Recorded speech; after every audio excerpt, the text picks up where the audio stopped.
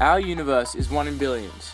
The conditions that allow such complex and well-established life in our universe may only occur when certain universal fundamental physical constants lie within a very narrow range.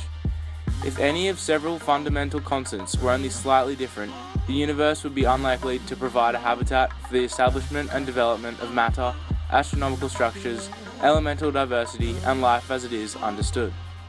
Therefore, our universe is fine-tuned for life.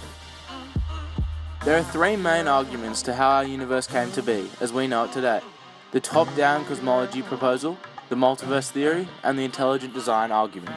Firstly, the top-down cosmology idea, which has been proposed by Stephen Hawking.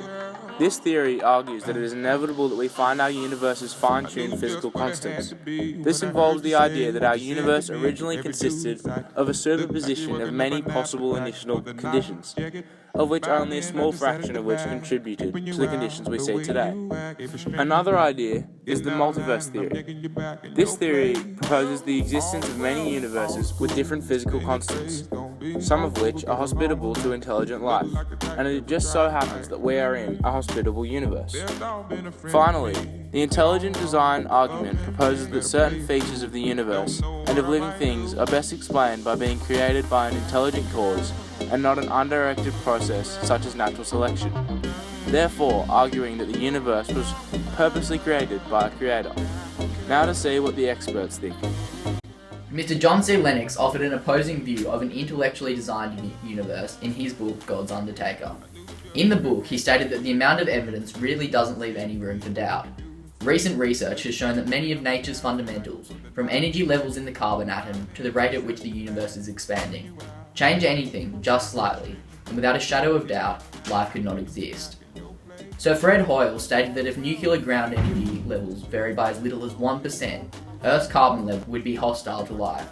There is no way of looking past the evidence, from physicist Paul Davies telling us that the variation of the ratio of nuclear strong force to electromagnetic force by as little as 1 part in 10 to the 16, no stars would have formed, to Sir Robert Penrose's conclusion that the Creator must have been accurate in 1 part in 10 to the 123 for our universe to even exist in any form, and the list of evidence goes on and on.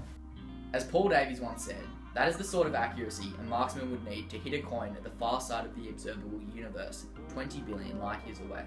There's no question, it simply isn't possible without divine intervention. Mere common sense, in the light of the overwhelming evidence, suggests that without some form of creator, we would not be sitting here today. Professor Stephen Hawking, a well-known physicist, stated his opinion on the design of our universe. Some of his statements are as follows.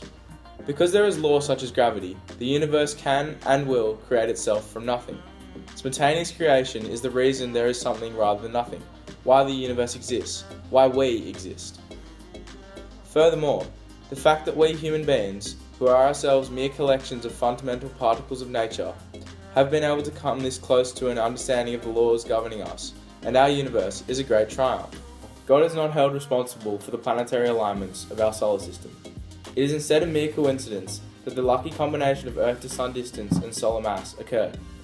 It is further far less compelling as evidence that the Earth was carefully designed just to please us, human beings. Thus, it can be seen as to how the universe was potentially not designed, but instead occurred through a large coincidence, as seen in Stephen Hawking's statements. After weighing up the evidence for each theory and researching into a range of expert opinions, a unanimous conclusion was reached. The intelligent design concept stood out to be the most plausible theory to explain how our universe came to be.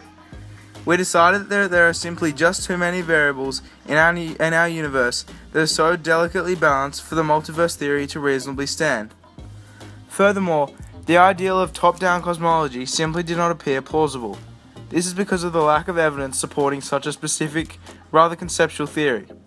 Therefore, we concluded that the intelligent design theory was the most plausible and theoretically backed up concept. As when we looked at the extent of the fine-tuning of our universe, it seemed that there must be a creator-like force involved.